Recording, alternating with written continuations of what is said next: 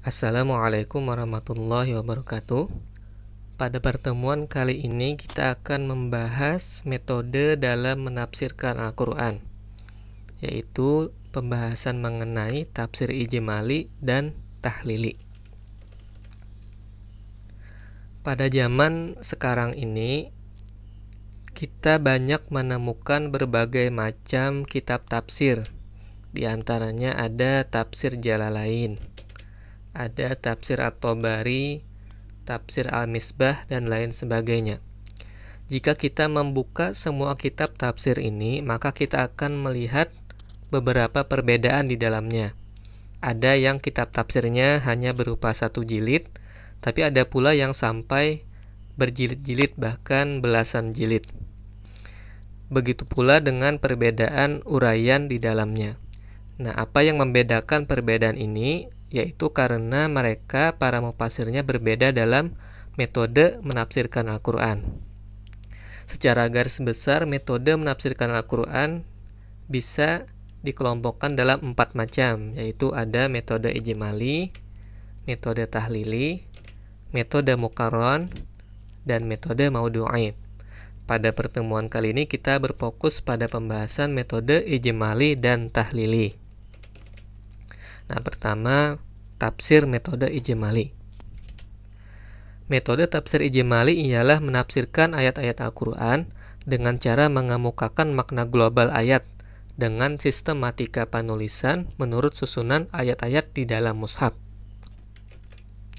Penjelasannya secara ringkas dan umum, sehingga biasanya kitab tafsirnya hanya berupa satu jilid kitab saja.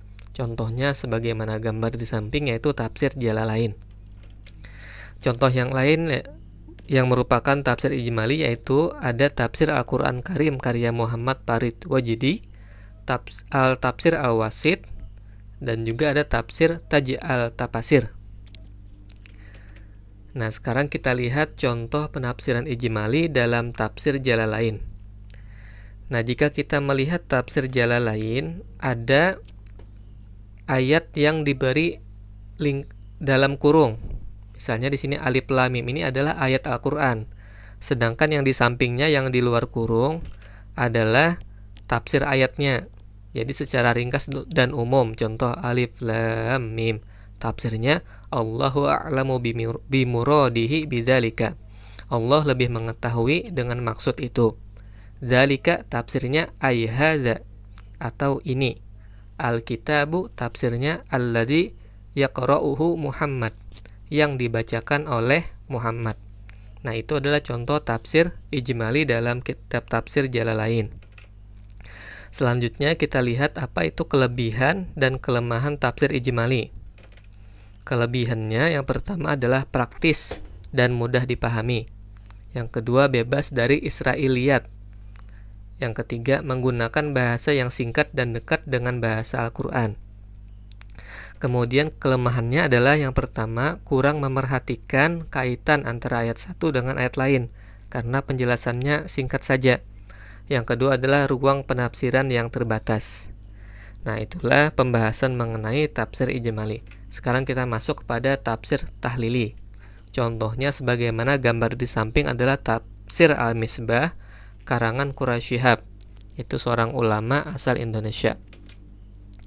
Metode tafsir tahlili ialah menafsirkan Al-Quran dengan mengurai dan menganalisa ayat-ayat Al-Quran secara berurutan, sesuai tertib mushaf dengan membahas segala makna dan aspek yang terkandung di dalamnya. Jadi persamaannya dengan ijmali adalah sama-sama sesuai dengan urutan mushaf dalam Al-Quran. Tetapi perbedaannya, jika tafsir ijmali tadi secara ringkas dan umum, maka tafsir tahlili ini penjelasannya adalah secara rinci dan menyeluruh, sehingga biasanya kitab tafsirnya berupa beberapa jilid kitab. Contoh-contoh tafsir tahlili yaitu pertama tafsir At-Tabari karya Muhammad bin Jarir At-Tabari, tafsir Al-Quran Azim karya Ibnu Katsir, tafsir Al-Misbah karya Quraisy Shihab, dan juga tafsir Al-Kasyaf karya Mahmud bin Umar Al-Zamakhsyari, dan lain sebagainya. Nah, sekarang kita lihat contoh penafsiran tahlili dalam tafsir Al-Misbah. Di sini ada ayat Al-Qur'an surah Al-Baqarah ayat 2, dzalikal kitabul la raiba fihi hudal lil muttaqin. Nah, kita lihat ayatnya satu, sedangkan penjelasannya panjang lebar. Nah, inilah ciri dari tafsir tahlili. Dia menafsirkan secara rinci dan menyeluruh. Di dalam tafsir Al-Misbah ini, satu ayat dijelaskan sampai sepanjang 4 halaman. Itulah tafsir tahlili. Kemudian kita lihat apa kelebihan kelemahan tafsir tahlili. Kelebihannya yang pertama, mudah mengetahui munasabah, hubungan antara satu ayat dengan ayat lain, karena dibahasnya sangat rinci sehingga kita bisa melihat hubungan antara ayatnya. Yang kedua, mengandung banyak aspek pengetahuan, meliputi hukum, sejarah, sains, dan lain-lain. Sedangkan kelemahannya yang pertama adalah menghasilkan penafsiran yang parsial. Yang kedua, subjektivitas mufasir, banyak menggunakan pendapat dari mufasir sendiri. Yang ketiga, pengulangan penafsiran terhadap ayat yang bertema sama. Ini berbeda nanti dengan metode maudu'i. Yang keempat, masuknya pemikiran Israiliyat. Nah, inilah kelebihan dan kelemahan tafsir tahlili. Demikian penjelasan pada pertemuan kali ini. Wassalamualaikum warahmatullahi wabarakatuh.